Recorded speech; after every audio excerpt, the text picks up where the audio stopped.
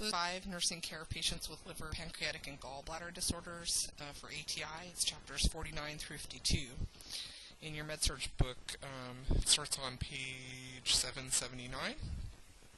And this chapter will discuss disorders of the liver, pancreas, and gallbladder, and then therapeutic interventions and nursing considerations for these disorders. So first we'll talk about hepatitis. Now this is an inflammation of the cells of the liver. It's usually caused by a virus, but it can also be caused by bacterial infections, drugs, excessive alcohol use, or other toxic substances that go through the liver. It can also be caused by some metabolic or vascular disorders as well. The 6 on this slide, so the virus for hepatitis A would be HAV, and then hepatitis B, HBV, etc. Each type of hepatitis differs in how it's transmitted, the incubation period, signs and symptoms, diagnostic tests, and also preventative vaccines. So it's different, with each different type of virus that you're dealing with.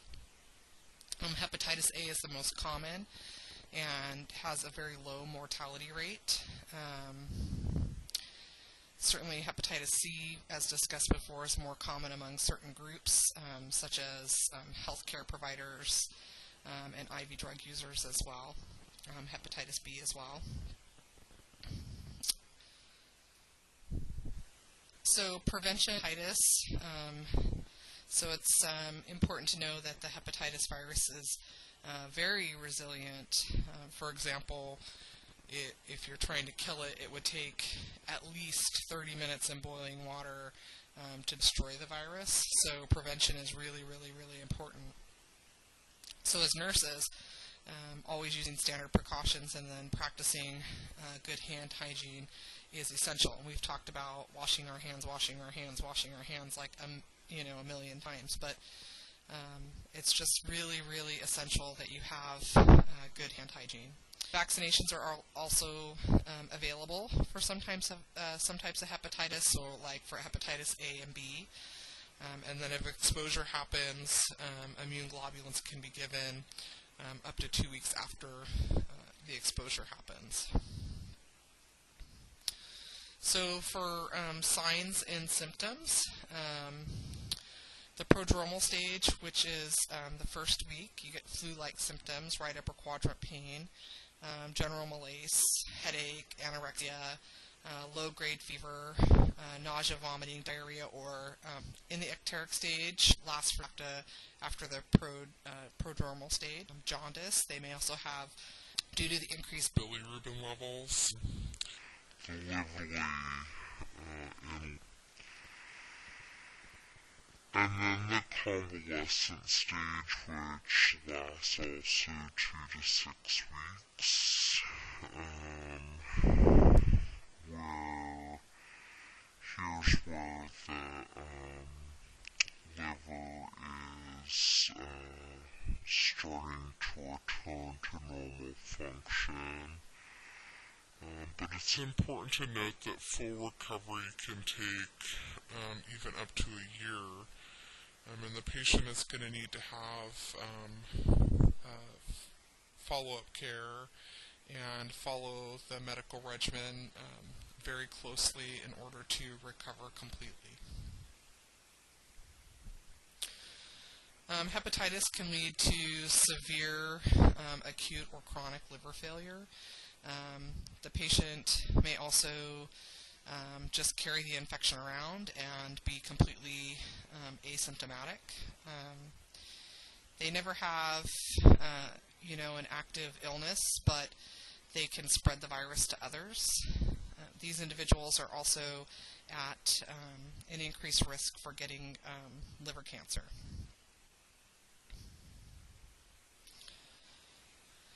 So, as far as diagnostic tests are concerned, liver enzymes would certainly have to happen. and they're going to look at, if you guys open your books to page 782, there's a nice little table down at the bottom that goes over all of the different liver function tests, and then their normal values are listed there. But some of those liver enzymes are the alanine aminotransferase, or ALT. And then there's normal limits for men and women, and you can look at that table. The normal values are like right down the middle section there. And then ASTs, also the aspartate aminotransferase as well. Alkaline phosphatase, you would expect that those values would be elevated in a person who is having problems with liver disease. And then albumin levels also, and then ammonia levels, and then bilirubin, and then also bleeding times or prothrombin times would also need to be checked. There's serological tests that can be done, and these determine specific viruses and also the presence of any antibodies to the virus. And then liver biopsies, these are done to assess liver damage and healing. Abdominal x-rays can also be done, and these can show an enlarged liver. So the goal of treatment is really to identify the cause of the hepatitis, monitor liver function, and then treat symptoms. Rest and good nutrition are key. They're very essential for patient recovery. The patient needs to avoid alcohol and other substances that are known to be toxic to the liver. Interferon treatment is used for hepatitis C along with antivirals. And then other antivirals can also be used to manage chronic hepatitis B.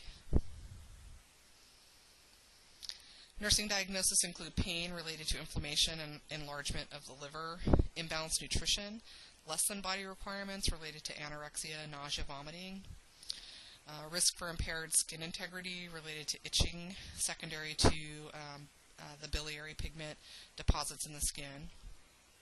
Risk for infection might work well as, related to the itching or breakdown of skin. And then poor nutrition or those kind of things can also lead to skin breakdown and then that risk for infection. And then lastly, a risk for ineffective self-health management related to the lack of knowledge of hepatitis and its transmission and treatment. And usually, knowledge deficit or any of those can work for any type of disease process that you're that a patient is diagnosed with. So that's another consideration. So first, acute liver failure, and this is a sudden, massive loss of liver tissue. This is usually caused by a Tylenol overdose. However, there are other possible causes, including hepatitis, that can cause it as well. So initially, symptoms include fatigue, GI upset, and diarrhea. As the condition worsens, the symptoms become worse and include jaundice, hepatic encephalopathy from the buildup of ammonia, bleeding, and abdominal distension as well can happen. And then liver enzymes as well as the prothrombin time will be elevated. Potassium and blood glucose levels drop. Within hours, x-rays will show a rapid reduction in the size of the liver. So treatment is directly towards stopping and reversing the damage to the liver. The patient's put on bed rest and all drugs are discontinued. Dialysis might be used if the problem was caused by an overdose. They're also started on a high-calorie, low-sodium and protein diet. They could be giving lactulose, neomycin, mag citrate, or sorbitol. And then they may have to get a transplant as well if things are really not going well. So cirrhosis, this is a progressive, irreversible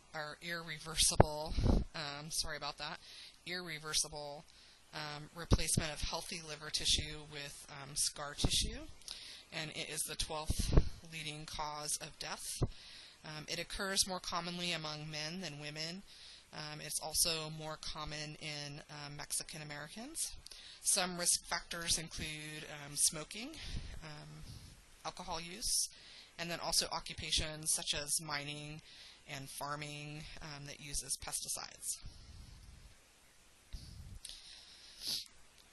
So chronic alcohol use is the most common cause of cirrhosis in the United States. Other causes are different types of hepatotoxins, hepatitis, gallbladder obstruction, and also heart failure.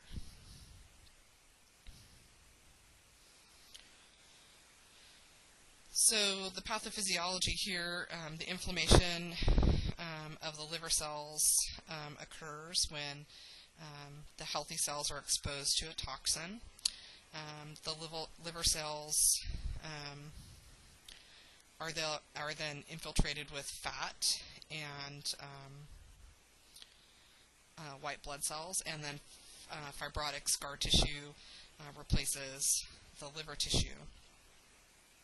So the liver can make some repairs, but as the damage continues, or if the damage continues, liver regeneration becomes abnormal, and then the liver becomes really hard and lumpy, and blood flow becomes impaired because of the nodules, and then function of the liver becomes impaired because of that. So signs and symptoms include hepatic encephalopathy, which will be confusion, behavior changes, portal hypertension. You can have hepatorenal syndrome, where the kidneys also fail. Hematological problems such as bruising or abnormal bleeding, anemia, jaundice, skin itching, gastrointestinal problems like nausea, vomiting, anorexia. They may have right upper quadrant abdominal pain, clay-colored stools, diarrhea or constipation, and also can have reproductive issues such as amenorrhea or erectile dysfunction. There are lots of complications that can go along with cirrhosis, and these complications include clotting defects, and this is because of a couple of reasons. First, the impaired prothrombin and fibrinogen production in the liver, and also because vitamin K absorption is prevented because of the absence of the bile salts. Portal hypertension happens because the damage to the liver causes the blockage of blood flow in the portal vein, and then increased resistance from the delayed drainage causes those caput medusae, or those purplish veins on the abdomen. Rectal hemorrhoids can also happen, enlarged spleen, and esophageal varices. Portal hypertension also contributes to ascites because of the fluid accumulation that is coupled with the low production of albumin, which causes the plasma to seep into the abdominal cavity. Hepatic encephalopathy is caused by the elevation of ammonia levels.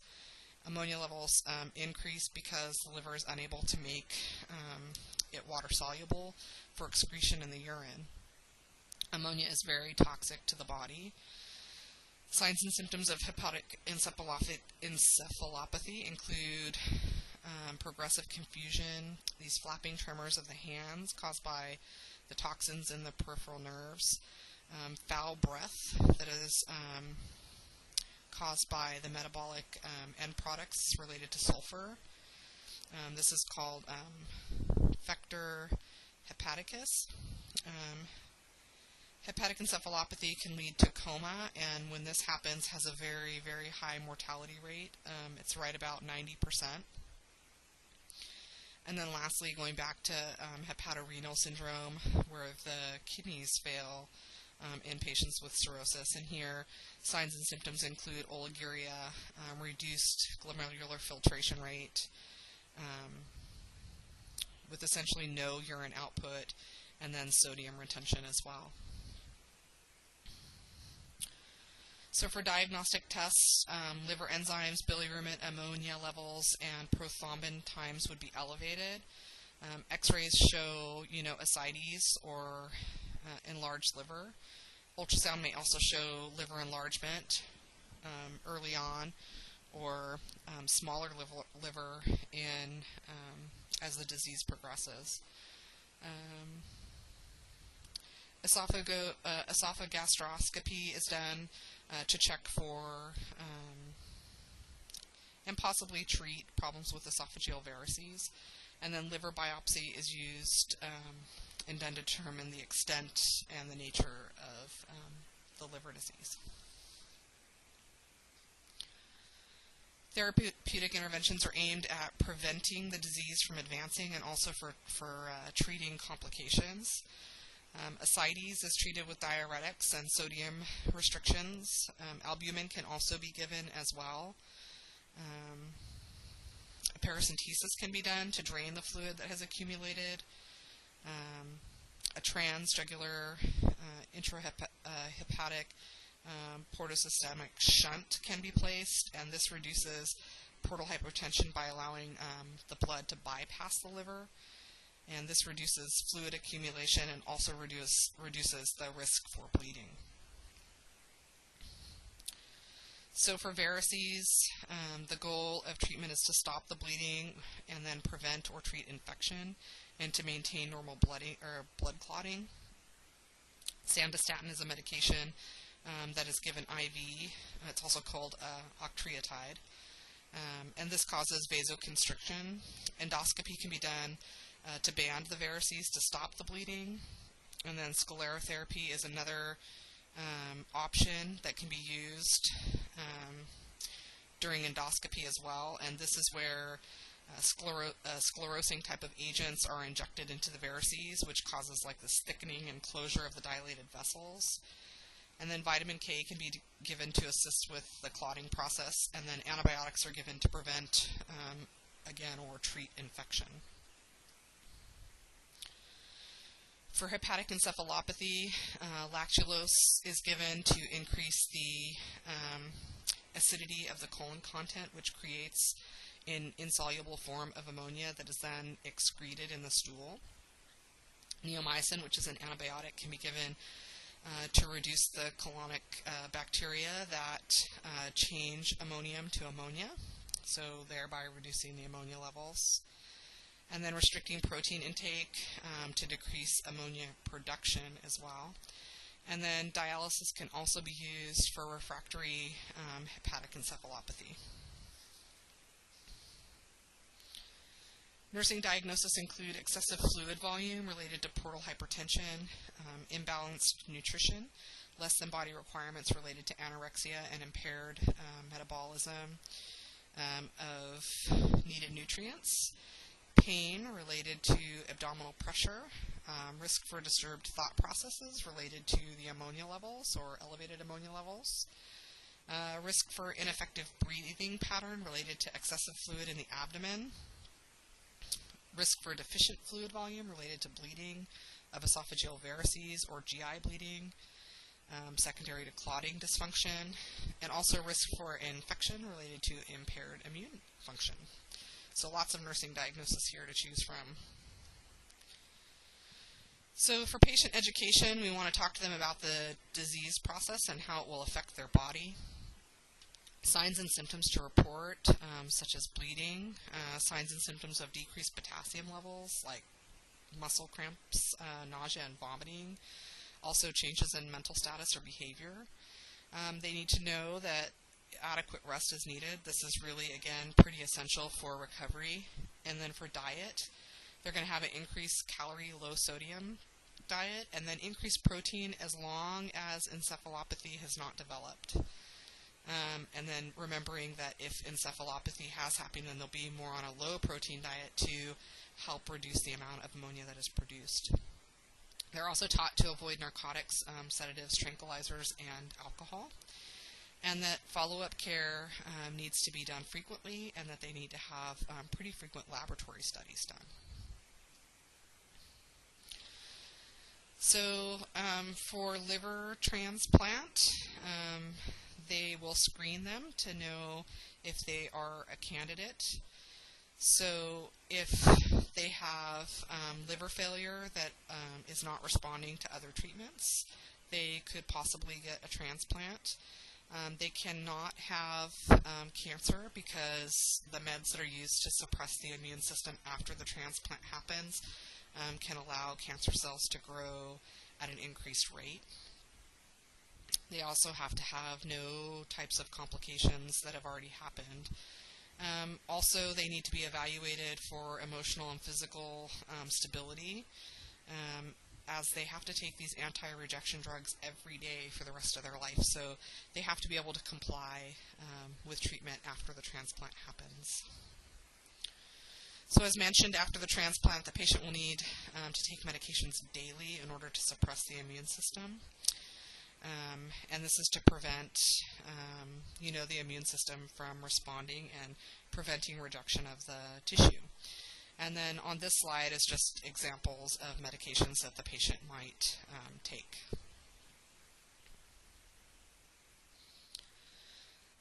So the patient will need to be observed for signs and symptoms of impending rejection of the transplant, and these signs and symptoms include a pulse above 100 beats per minute, an increased temperature above 101 Fahrenheit, right upper quadrant abdominal pain, increase in jaundice, decrease in bile from the T-tube that's placed, elevated liver enzymes as well.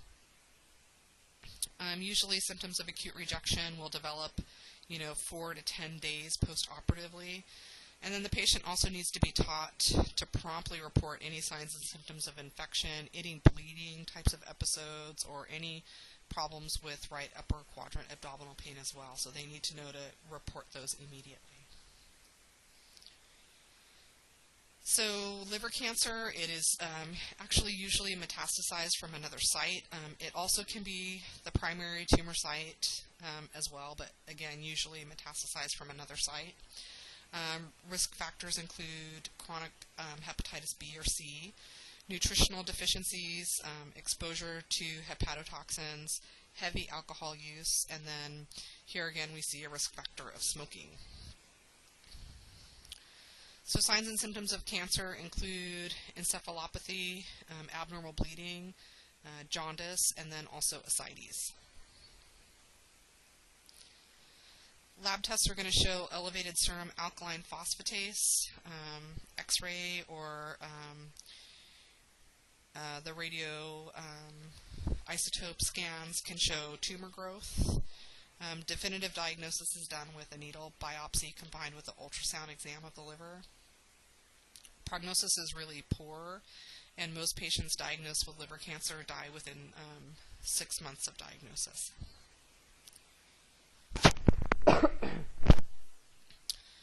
So surgical removal of liver tumors are rarely done, but it is possible if it is localized or in the removable lobe. Patients can also receive chemotherapy. These agents can be injected directly into the affected lobe or into the hepatic artery. These drugs tend to be less toxic, or the drugs that are given through the artery system tend to be less toxic to the rest of the body. So pancreatitis, this is an autodigestion, which is a process where pancreatic enzymes are activated while still in the pancreas and begin to digest the pancreas, which then causes inflammation. The inflammation causes large amounts of enzymes to be released. Tryptophan destroys pancreatic tissues and then causes vasodilation, capillary permeability is increased, and then fluid is lost into the retroperitoneal space, which can cause shock. Tryptophan also can cause conversion thrombin to thrombin, and then clots form. And then the patient can develop DIC, or disseminated intravascular coagulation. Patients who experience acute pancreatitis can also develop chronic pancreatitis. You can think of acute pancreatitis as a really severe chemical burn to the organ, and this will be helpful when we start talking about complications that can happen. So for the etiology, excessive alcohol consumption is the most common cause. Biliary disease such as gallstones and inflammation of the bile ducts can also trigger pancreatitis. Blood trauma or infection may also trigger the process by causing ischemia, inflammation, and then activation of the pancreatic enzymes. And then certain drugs, such as thiazide diuretics, estrogen, opioids, corticosteroids, can also cause pancreatitis. So signs and symptoms include abdominal pain, guarding, rigid abdomen, hypotension or shock, and respiratory distress from the accumulation of fluid in the retroperitoneal space, low-grade fever, nausea and vomiting or jaundice, shallow respirations as the patient attempts to splint painful areas. Eating tends to make the pain worse with the increased production of enzymes is stimulated when we eat. So pancreatitis, here when we're talking about complications and thinking about, again, this more like a severe burn.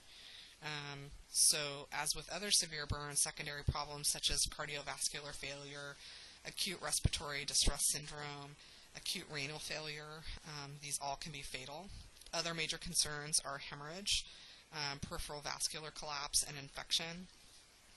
If extensive hemorrhagic destruction of the pancreas occurs, you can see this purplish discoloration of the flanks, and this is known as Turner's sign, and there's a picture of this. This is picture B on your slide, or around the umbilicus, which is called colon sign, and this is example A on your slide.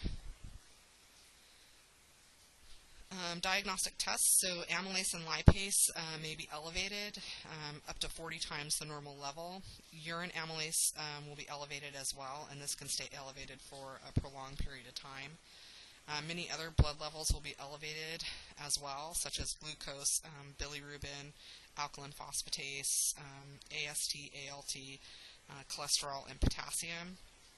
And then decreases are seen in albumin, calcium, sodium, and magnesium. X-ray can show pleural effusions or pulmonary infiltrates or a change in the size of the pancreas. CT and ultrasound can be done as well, and these tests provide a more complete picture or more information about the pancreas and the surrounding tissues as well. The patient is usually kept MPO, but there is research that suggests if enteral feeding is maintained, the patient may experience fewer complications. IV fluids are given to prevent dehydration or to promote hydration, however you want to look at it. TPN can also be given to help with nutritional status. An NG tube may be placed to low suction to empty gastric content and gas.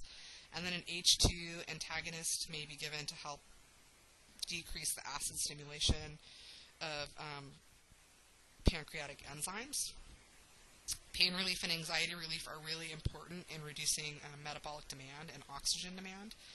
The patient may need supplemental oxygen if complications such as abdominal pressure, pleural effusion, or acidosis occur, as these complications can cause ineffective breathing patterns and impaired gas exchange. A Foley cath may be placed to closely monitor urine output and hydration status. Blood, calcium, or magnesium replacements and insulin may be given as well.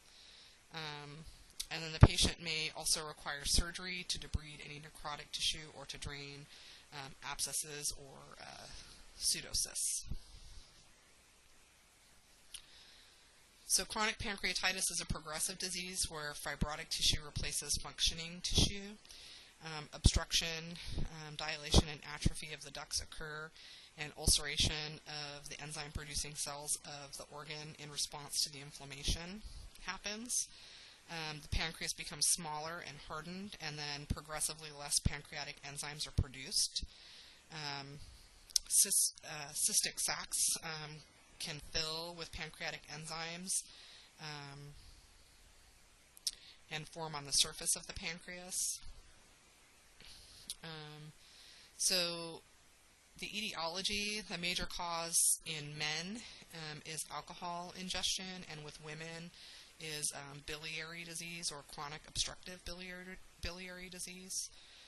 Other conditions that cause chronic pancreatitis are disorders or diseases that cause prolonged malnutrition, such as cancer of the pancreas or duodenum, or prolonged use of enteral feedings can cause atrophy of the pancreas as well. So prevention, again, is key. So alcohol abstinence, prompt treatment of any type of biliary disease, and then nutritional intake monitoring to ensure those who cannot feed themselves are receiving adequate nutrition intake, and then also monitoring labs for any signs or trends toward reducing function of the pancreas would be important to help with prevention. Signs and symptoms are less severe than with acute pancreatitis, but they're long-term. There will be a history of remissions and exacerbations. Other signs and symptoms include left upper quadrant abdominal pain, anorexia and weight loss, malabsorption and fat intolerances, and diabetes are late occurring symptomology. There are many complications that can occur, such as abscesses and fistulas that develop when the cyst-filled sacs burst. Pleural effusions may also develop, and as mentioned already, malabsorption and fat intolerances, as the pancreatic enzymes are essential for normal absorption of nutrients. And as smaller amounts of these enzymes are produced, then the problems start to occur. They will also develop diabetes mellitus as the islet of Langerhans are destroyed. This is where the insulin is produced by the beta cells in the pancreas. So serum amylase and lipase are either normal or low with acute pancreatitis. Remember that there is a reduced production of pancreatic enzymes due to the damage to the organ. Stool studies will show a high fat content in feces. Ultrasound and CT scans show structural changes like masses, calcifications of the ducts. It can show the cysts and changes in the size of the pancreatitis. ERCP can be done and is used to locate where specific obstructions and problems with ductile leaks are. Treatment is aimed at making sure that the patient is comfortable, so analgesics are used. Another goal is to maintain adequate nutrition, so the patient is given nutritional supplements, and then also there's a careful replacement of pancreatic enzymes. Surgery may be needed to treat biliary disease, repair fistulas, or drain cysts, or repair other damage that might have happened. So pages 798 to pages 800 go over the nursing care plan for both acute and chronic pancreatitis. Some of these nursing diagnoses include pain related to edema and inflammation, imbalanced nutrition, less than body requirements, and then also related to the pain or being MPO or having an NG tube to suction. Risk for ineffective breathing pattern or impaired gas exchange related to pain, abdominal pressure, pleural effusions or infiltrates, and then risk for injury related to hemorrhage and fluid and electrolyte imbalances as well.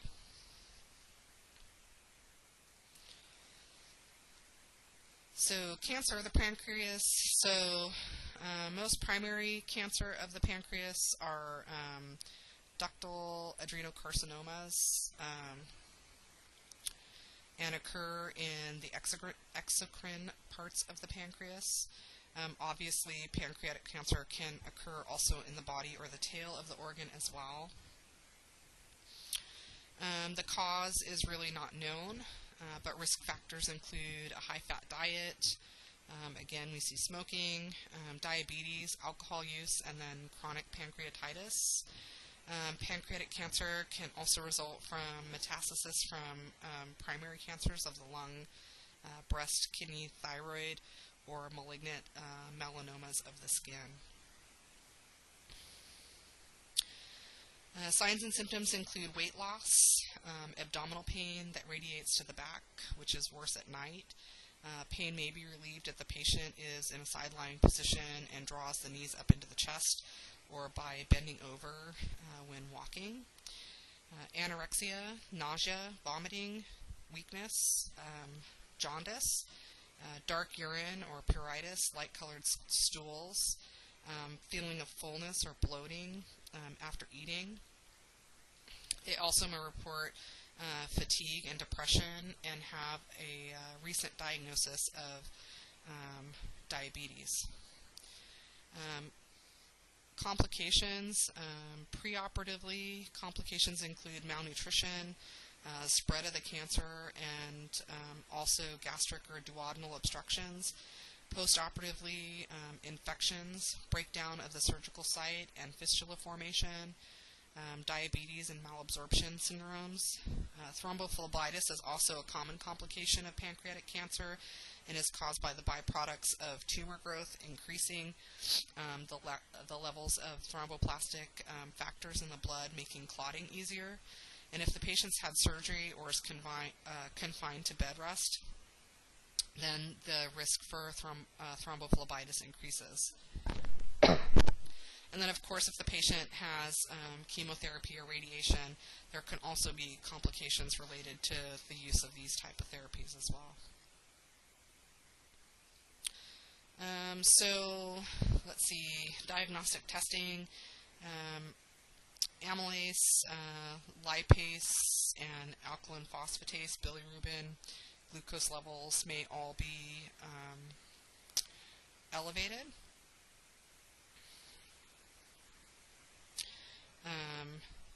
Then the amylase and lipase would be if the cancer has caused a secondary type of pancreatitis to happen. Coagulation studies need to be checked as well, remembering about checking clotting factors and those kind of things. CEA, or carcinoembryonic antigen, is used to confirm the presence of cancer. CT or ultrasound can be done, again, to evaluate structure and to locate any masses.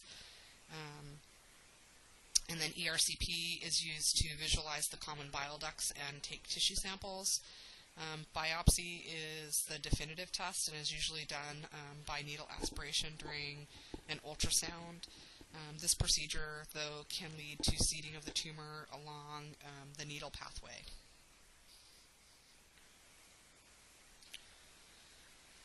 So therapeutic interventions, surgery, they can have a pancreatectomy, and this is for tumors of the body or the tail of the pancreas. If the tumor is located at the head of the pancreas, then a Whipple type of procedure is done, and that's what's pictured here on your slide.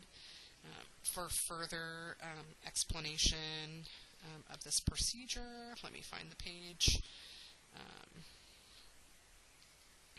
You can go into your book here, and it is on page 801.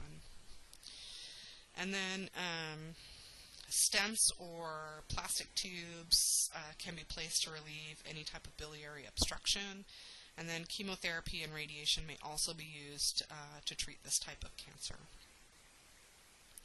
Nursing diagnoses include pain, imbalanced nutrition related to malabsorption, risk for fluid volume deficits, and also risk for impaired skin integrity related to itching, and also the leaking around any drainage tubes that might have been placed. So for patient education, management of hyperglycemia, so monitoring blood glucoses frequently, teaching self-administration of insulin, and then signs and symptoms of both hypo and hyperglycemia. They'll be taught about pancreatic enzyme replacements that they might need to do, dressing and drain care if they're DC'd with tubes or drains, complications to report, so signs and symptoms of hemorrhage, gastric ulcerations, infection, and fistula formation, and then making referrals to hospice or home health nursing to help manage the care of the patient at home. So disorders of the gallbladder include cholecystitis, which is an acute or chronic inflammation of the gallbladder, Cholelithiasis, which is gallstones, and then Cholelithiasis, which is stones in the common bile duct.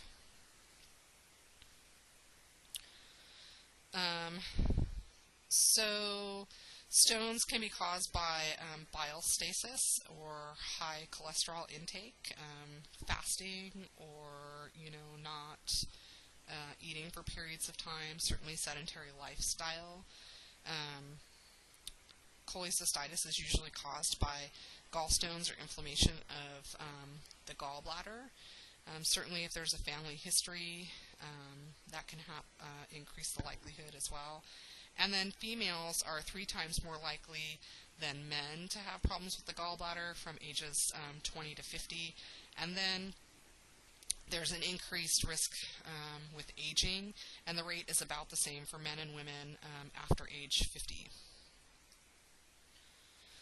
So signs and symptoms include increased vital signs, vomiting, jaundice, epigastric pain, right upper quadrant abdominal tenderness, nausea and indigestion, especially after eating high fatty foods. Positive Murphy sign, which is the inability to take a deep breath when the examiner has their fingers pressed on the lower margin of the liver. And then biliary colic, and this causes this steady, severe aching pain in the epigastrum and right upper quadrant that may radiate behind the right scapula or shoulder, and this is associated with gallstones. So complications, cholangitis is an inflammation of the bile ducts. There can also be necrosis or perforation of the gallbladder. And then empyema, which is a collection of purulent drainage in the gallbladder. And then fistulas, adrenocarcinoma of the gallbladder, and then pancreatitis. And acute pancreatitis is one of the major complications that can result if the pancreatic duct is obstructed by the stones. So some of the diagnostic tests: ultrasound to detect stones, inflammation of the walls, or dilated ducts. ERCP to visualize the ducts of the pancreas and bile ducts to look for stones, and then also to possibly remove them. A radionuclide scan, like a HIDA scan, and this is where a radioactive isotope is injected, and then the camera traces the path of the isotope as it travels through the bile ducts, gallbladder, and intestine, and can identify where there are any blockages. White blood cell count might be elevated. Bilirubin would be elevated with any type of obstruction. Serum amylase and lipase may be elevated if the pancreas is involved, or there's a stone in the common bile duct. Therapeutic interventions include the use of analgesics for pain control. Bile acid sequestrants are used to help decrease bile acids in the system, which can help with itching relief if the patient has jaundice from bile acid deposits in the skin. Antiemetics can be used for nausea and vomiting, and then after the nausea and vomiting has subsided, the patient is started on a high-protein, low-fat diet.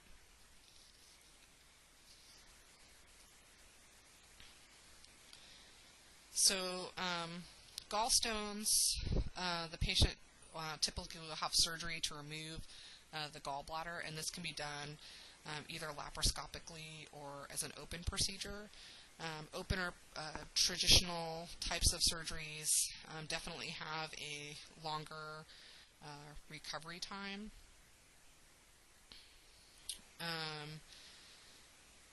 The ESWL uses shock waves to destroy stones in the gallbladder or biliary ducts, and then after the ESWL or extracorporeal shock wave lithotripsy, the patient is usually started on a course of oral dissolution drugs to make sure that the stones and the fragments are removed completely.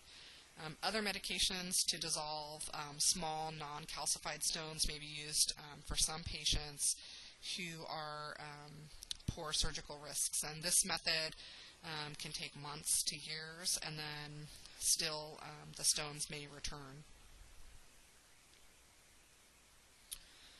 If larger stones are present or the gallbladder is infected, a T-tube may be placed in the common bile duct to make sure that bile drainage is not obstructed. T-tube drainage during the first day is between 500 and 1,000 milliliters, but decreases to about 200 milliliters by the third day. These drains are usually placed during a traditional or open surgical procedure, and as mentioned, the recovery time is increased with traditional procedures, and the patient is usually hospitalized for about 2 to 3 days after surgery, where folks that have laparoscopic types of procedures are usually discharged in about 24 hours.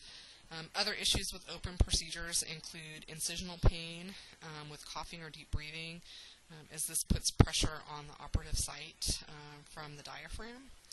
And as you already know, this can cause even more complications, so teaching the patient to splint and making sure that they have adequate pain control is going to be essential to preventing these other complications. Nursing diagnoses include acute pain related to biliary colic, and then risk for deficient fluid volume related to nausea, vomiting, anorexia, or excessive tube drainage. And then postoperatively, risk for impaired skin integrity related to surgical incision and T-tube drainage, and also a risk for ineffective breathing pattern related to abdominal incision. Discharge instructions focus on diet, and if the patient is overweight, then weight loss as well. At first, patients are started on a low-fat, high-protein diet, and then fat should be slowly reintroduced back into the diet as the body becomes more accustomed to this constant infusion of bile into the duodenum. As each person is really different, dietary restrictions will then be related to that individual's. At the end of this lecture, if you have any questions, you can post them on the discussion forum under questions. You can always email me, text me, or call me. You can also make about questions or questions that you have about concepts related to these disorders. There will also be a discussion forum that is posted, and again, will be due the Sunday or Monday we come back. The Monday the 24th when we come back from spring break. So Monday the 24th by 5 p.m. So please be checking the forum to make sure that you complete that posting as required for class participation.